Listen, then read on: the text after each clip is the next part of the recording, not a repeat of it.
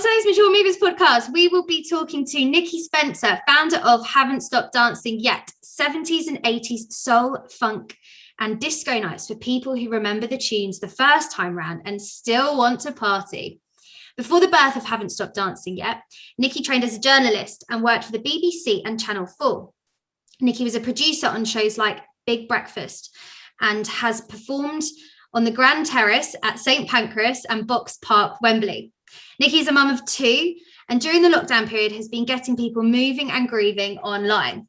So firstly, I would like to say I am absolutely in love with the idea of Haven't Stopped Dancing Yet and cannot wait to be old enough to join in. So how do you think music changes people's lives, mood and well-being? Oh, it just makes us feel good, doesn't it? I mean, a soul funk disco tune. Oh, what should we think? A bit of Barry White, a bit of CHIC, a bit of Sister Sledge, We Are Family. You know, it just makes life better, really, doesn't it? And in lockdown for me, it helped me hugely when I was feeling a bit low. Put on something. We've got a Haven't Stopped Dancing Yet playlist that I've got on my Spotify on my phone. Put that on. I actually hula hoop as well. We'll come back to that later. And I just dance around, and it just makes you feel good. And to be dancing with other people to tunes that you can remember, to tunes that you know the words to, we're not harking back to the past by playing 70s and 80s soul, funk and disco. We're just celebrating just all that amazing music. We're not trying to pretend we're younger. We're just still dancing, because I kind of feel, I suppose I started it in my late 40s, and I was recently separated from the father of my children. And I actually had that life where he actually had them every other weekend, so I could go out dancing with my friends, and not have to worry about paying a babysitter and a taxi, you know, and everything else. And we went to go into town one night with my friend Alison, and we ended up queuing outside a club in the rain, and then not knowing that maybe we'd queue for 2 hours. Would we get let in because we look a bit older? Would we like the music? Would we have a good time? And we ended up saying, you know what, let's just get the last train home, go to my house, put on a bit of music and dance around the kitchen table, which was not quite what we had in mind. And that's kind of where I Haven't Stopped Dancing Yet started, because, you know, in our 40s, 50s, 60s, 70s, whatever, we can still move, we can still dance, it all still works. So why shouldn't we be able to still go out and enjoy doing it, really? I absolutely love that. And I actually went onto your website yesterday and watched the video that pops up. It's a great video, isn't it? I nearly cried. I was so happy for everyone, and it filled me with so much joy and excitement, because I absolutely love dancing. And I feel like I'm a bit of an old soul when it comes to that. Like, I love funk, I love disco, and a lot of the Mature Movers stuff that we do is based on like 60s, 70s and 80s music. And it's just absolutely amazing and uplifting. So I love the story that you've shared with us. Kind of moving on from that though, how do you feel like it's helped you personally? Like, I know that you mentioned that you've gone through, you were going through a divorce, you'd recently separated, just as you came up with this idea. How do you think that's helped you with your own kind of mental health and well-being? Oh, absolutely, so much. I mean, it's changed my life. Running Haven't Stopped Dancing Yet has changed my life. Being able to have somewhere where I can go and dance has changed my life. The people I've met along the way,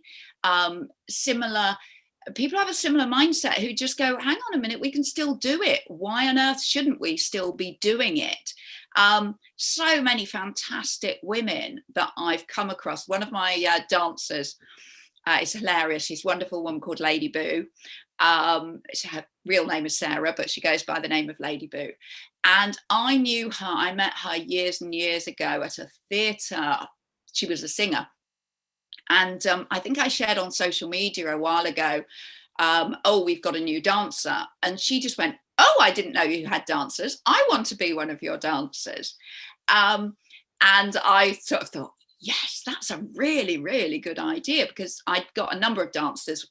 I forgot to say that haven't stopped dancing yet, as well as us dancing, like everybody dancing. We have a dancer at the front who leads like flash mob style routines. It's a wonderful way of just getting the party started, although we don't need it anymore because everybody knows what to do and they just dance. But also just bringing all that, feel good energy. People, it was just an idea I had and people loved it. So anyway, going back to Lady Boo, my story with Lady Boo. So she'd sent me this message saying I should be one of your dancers. And I thought, that is genius. She will be absolutely wonderful.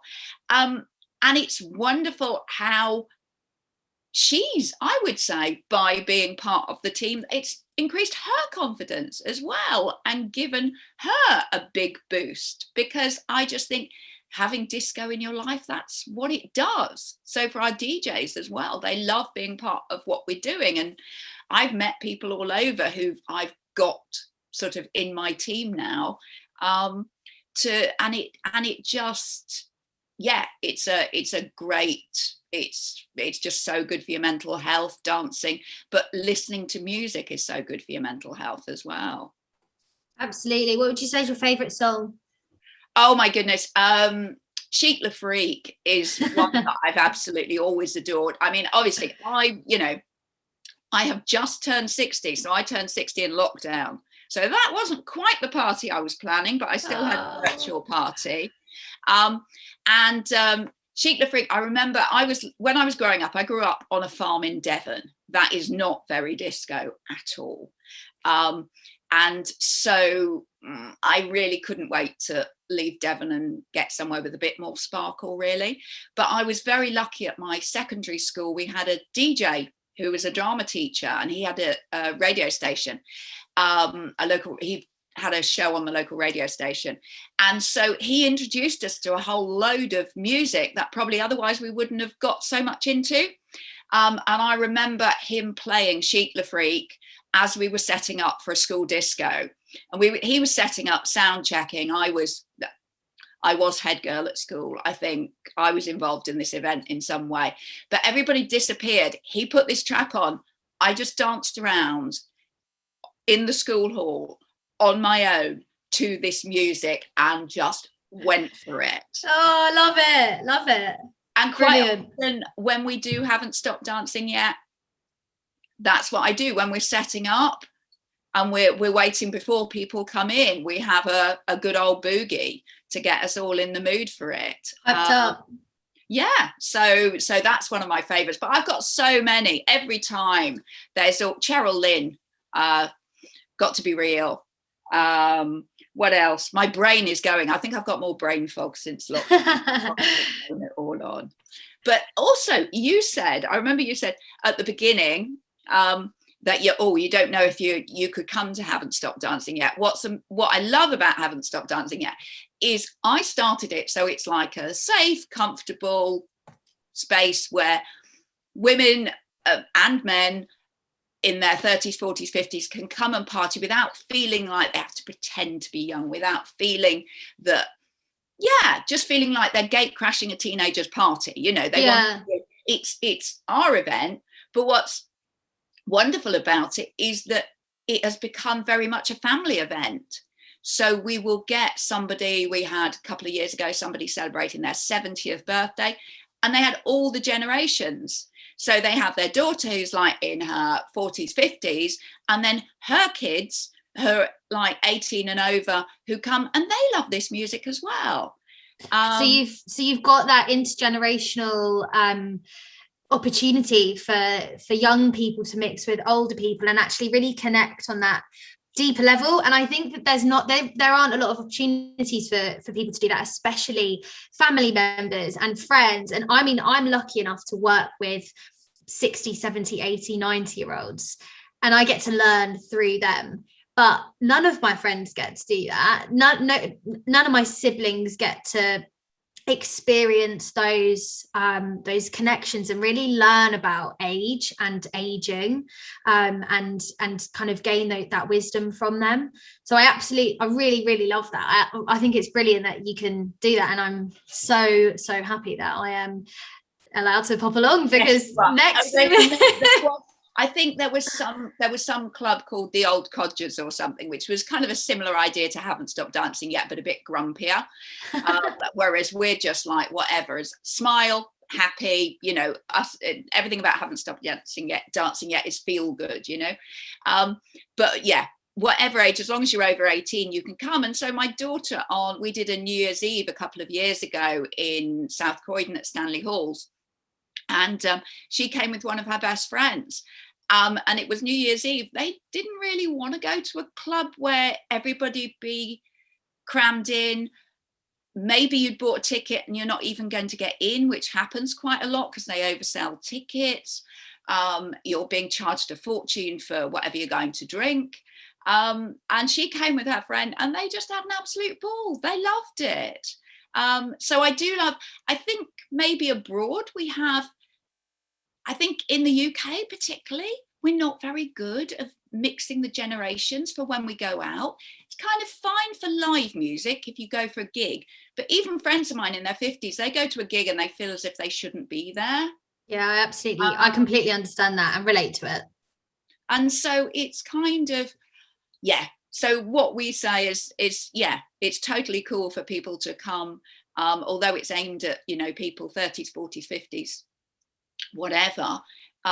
Young people come and what I love is we get people with their parents. We get people celebrating an event, a family event. You know, you get mum, dad, and a couple of kids, or you get two sisters and their grown-up kids together, that kind of thing. So nice. It's so good. And also just watching them all on the dance floor. I am a bit of a watcher, I have to say. I mean, I dance at my nights. I probably don't get to dance as much as I'd like to because I'm kind of rushing around a bit. But at the end of always, whenever we have an event, there's always a moment where everything's all going okay.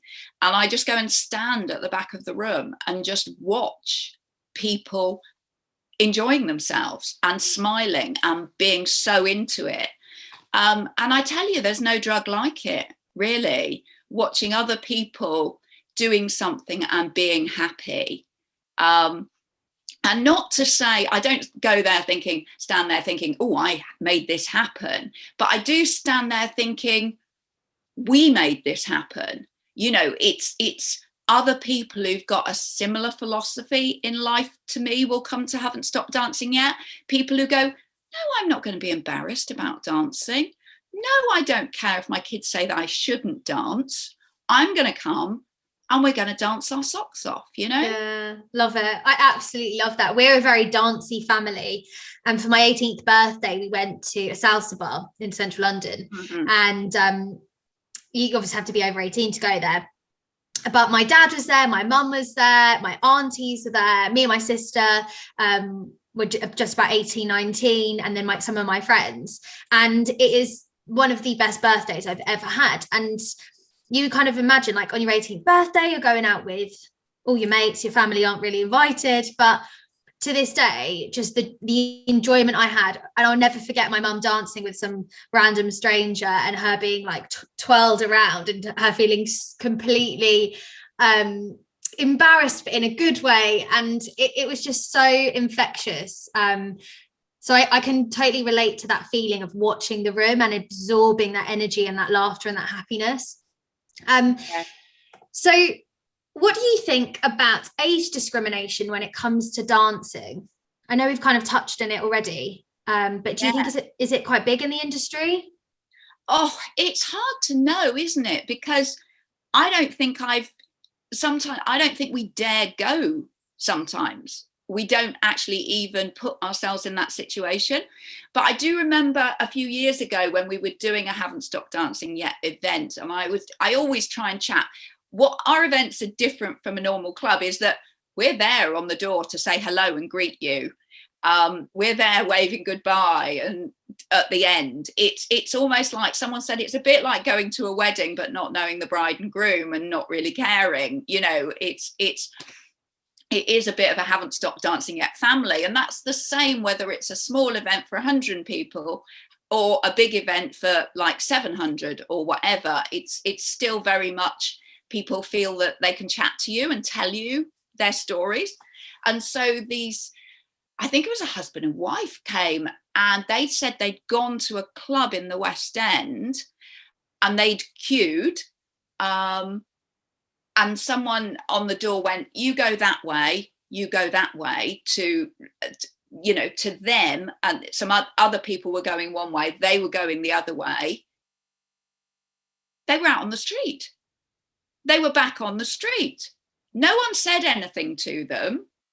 They just were back on the street. In other words, they were refused entry, but no one actually said, no, you're too old. They just let the young people go one way, but without giving them any respect or saying, actually, I don't think you're going to fit into this club or anything. They were just, and you just think, that is just, I mean, you kind of laugh about it in a way, but it's just so dispiriting. And that's why all those years ago, when I was with my friend Alison, we were queuing and we just thought, one, do we want the humiliation of someone looking us in the face and going, no, you can't come in? And so we changed on, you know, we decided it wasn't worth it and headed off home. But yeah, I think there's so much discrimination. But what I love and what I've discovered is, I mean, we did you mentioned Box Park Wembley, that was for Haven't Stopped Dancing Yet. So as well as doing our private, our parties, our ticketed events, we also do private parties for birthdays. But we also get bookings from places. And so the guy who owns Box Park actually booked us to do his 50th birthday party down in Brighton. So we went down and did his 50th birthday party, which was great. And then he kept on saying, you're going to have to do Box Park. You're going to have to do Box Park. And then suddenly, not very much notice, it was the Spice Girls were doing 3 nights at Wembley. Box Park had just opened. And they actually said, we do 70s and 80s, but they said, let's do 90s. Can you do a 90s pop party? First of all, I was thinking, 90s is not really my thing. Then I started listening and I was going, actually, I love that track. Oh, that's so good. And it was all 90s pop. And there's a lot of really good stuff there that is upbeat and joyful. And obviously the Spice Girls as well. So we ended up doing 3 nights of pre-Spice Girls parties. They were amazing, the whole place. We did about 2,000 people. Some people even messaged us and said, look, we're supposed to be in the Spice Girls. We're supposed to be in Wembley now, but we're having so much fun. We're going to be late for the gig. You know, it was like that. But a few days before, they said, I was doing a recce, maybe a week before, just checking it all out. And the guy said, oh, are you okay to, you know, we probably need you to do a bit of emceeing to actually kind of host it. And I went, yeah, okay. And I ended up emceeing this huge event for 2,500 people in my late 50s, dressed in silver shorts one day, dungarees another day, whatever. 20 years ago, 30 years ago, I'd have never done that. I mean, I worked as a TV reporter, but I never really did live TV. And I just thought, oh, although I was a reporter, I was still very self-conscious. And I think it's just, you get to your late 50s and someone says, will you MC it? And you just go, yeah, why not? Let's have a go. And I mean, it was the most fun I've had. I mean, I love always every Haven't Stopped Dancing Yet night, but those events were just amazing because the atmosphere was absolutely electric. Everybody's very excited about seeing the Spice Girls. But people were joining in, and I had this mic, which, you know, you've got a mic, you've got power. And I'm going around and looking at the balcony, seeing these people, and I spotted these guys and I'm like, you're up there, but you're going to come down here and join a little dance competition, aren't you? And they came down, and because they were dressed in fantastic outfits. They came down and they told me later, they said, we've popped in for 5 minutes, thought we'll have a quick drink. because you guys are here, we've stayed for 2.5 hours. And it's Brilliant. just being able to entertain people. And I look at pictures and I just think, yeah, I do look a bit older than other people there, but so what? And what was amazing was the response from people to me. I'm going around the crowd with my microphone, or even before that, people were saying, oh my God, I love your outfit. Oh, I love your jacket. Oh, it's young people, their response. For example, I went out clubbing a while ago with my friend Roya to the disco festival in Brixton. We went to, I can't remember what it was, but it was like about 9 o'clock, just a little gig, concert, whatever. And we dressed up. And oh my God, the response, people were stopping us like we were celebrities and wanting to have their photographs taken with us. So I think in theory, you think, no, I can't go out and do it and I won't fit in. But when you do go, most people are so like, wow, I love this. It was hilarious because people came up and were like giving us hugs and saying, you women are amazing. And it's just like, well, we're just actually out for a night out. But it's so rare that they thought that we were, inspiring, ambitious, and really cool. Yeah. I love that. Yeah, that's brilliant. I think it's really inspiring for me, and probably for a lot of other people, to know that you're still 60 and you're going out in Brixton and just like, and actually after you've had children, because you've got two children, after you've had children and you've still got this amazing career and you're still having fun, and I do think that society puts this pressure on us to think you have your fun when you're young, and then once you've had a family, that's it. You're not allowed to have fun anymore. You're not allowed to go out. You have to look after your children. You have to look after your loved ones, and you have to work really, really hard and make all this money. But actually, that's not true. And I think what you're doing, Nikki, and what Haven't Stopped Dancing Yet is promoting is the idea that it doesn't stop at 30. Yeah, life can carry on, and that's really absolutely. Refreshing. And I think it is. It's not easy, I've got two daughters. One's just turning 30, the other one's 25, and you still are a parent, and you're still doing stuff. There have been a few incidents. There was one time, I think I was on Radio 4 talking about Haven't Stopped Dancing Yet, which was amazing, quite a few years ago. And my daughter, she was probably, I'm just trying to think when it was. So she was about 18 then, 17, slightly embarrassed by what her mother was doing. Now she's totally cool, but back then she was slightly embarrassed. And she walked into my room, she saw a pair of silver shorts on the floor and just went, don't you ever wear those. And I said, sorry, darling, I wore them last night. Oh, but bless her. I think when you're teenagers, you're like, oh my mum. So you're too cool for school. She's starting a club. But now they think it's wonderful. And like you say, you've just got to go and have a go. And it is, when you're in your 40s, 50s, you can, you get elderly parents. I'm dealing with my mum who's got Parkinson's.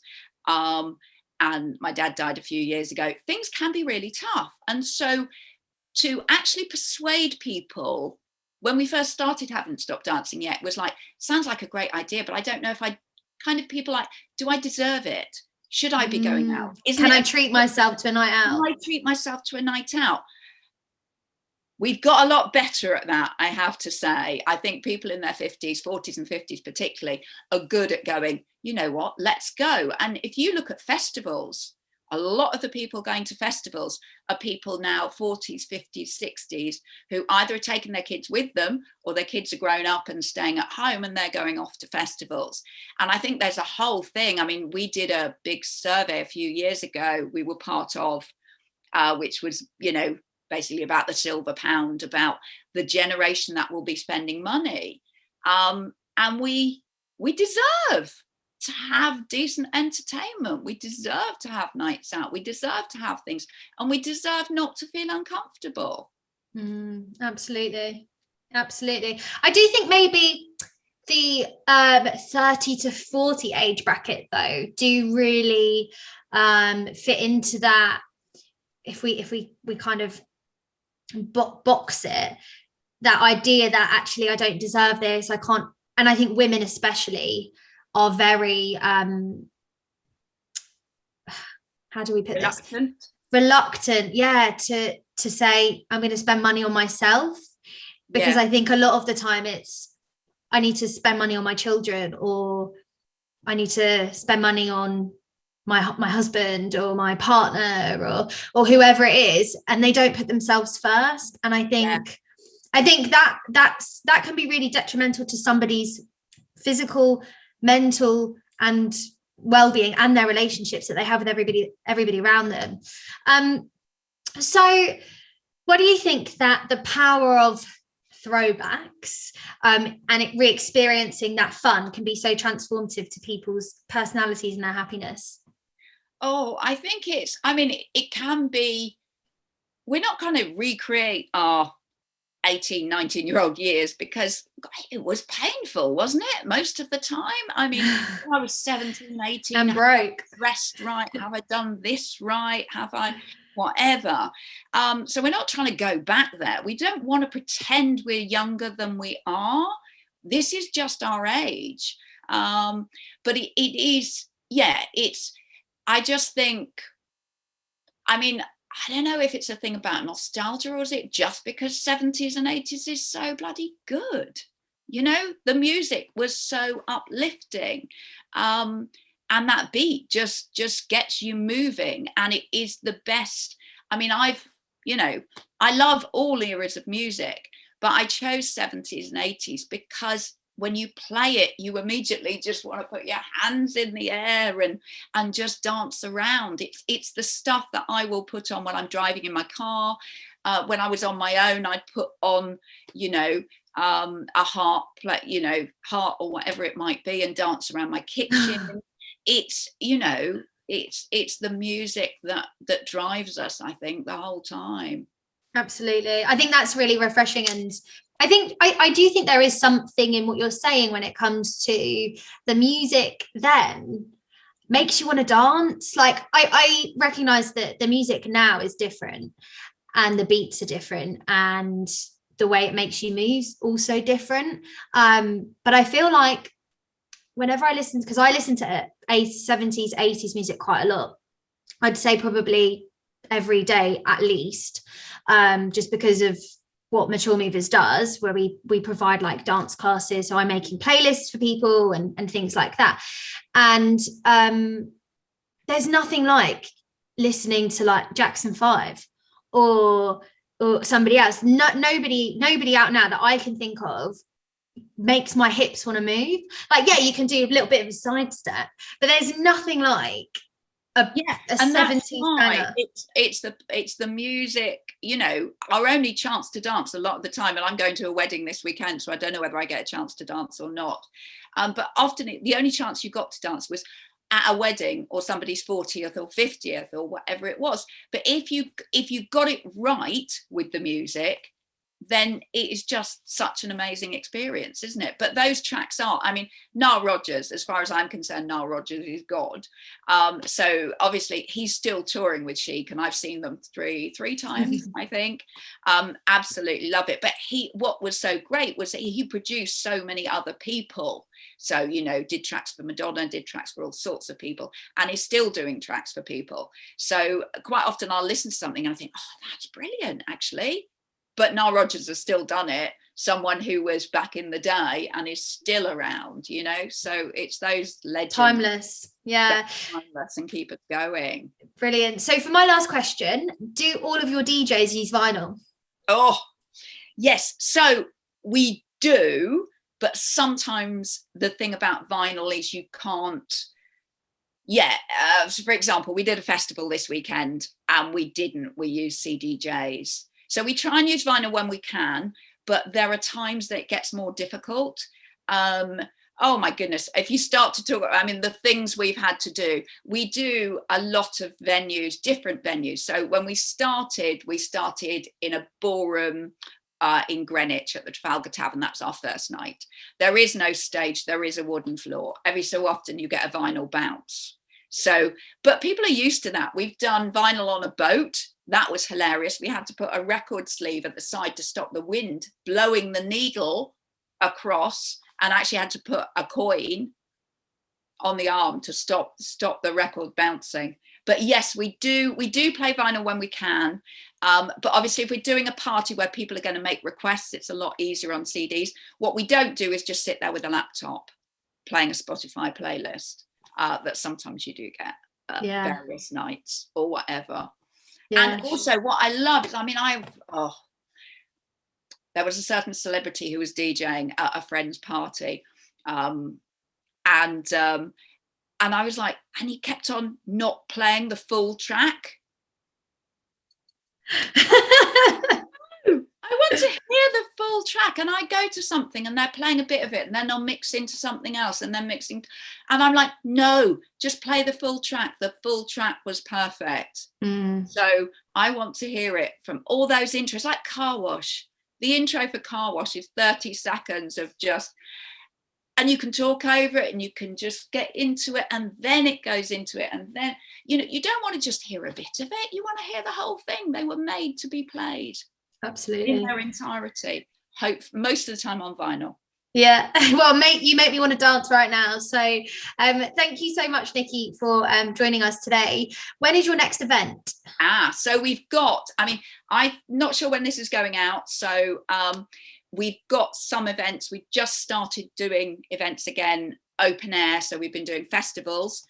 We are still doing virtual as well, because during lockdown we started doing virtual parties with a DJ and a dancer, it was great fun and worked really, really well. So we're still doing virtual. We're hoping Christmas is going to be a big thing for us, so we should have a big event in Blackheath and a big event at Islington Assembly Hall, and maybe elsewhere. But obviously, like everybody in the events industry, we're just watching what is happening rather, and just hoping that, that we can still all dance. Sure. But if anybody wants to check out, it's just haven'tstoppeddancingyet.co.uk. Yeah, watch that video. It's quite an old video. So my hair is a different colour. I am now the silver-haired disco diva. Yeah, you look amazing. But yeah, back then it was the dark, the dark bob, but now it's the silver bob.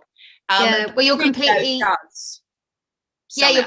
you're completely embracing your age and you're kind of not falling into that societal pressure of, I need to look a certain way, I need to behave a certain way. You're doing the opposite of what those pressures are.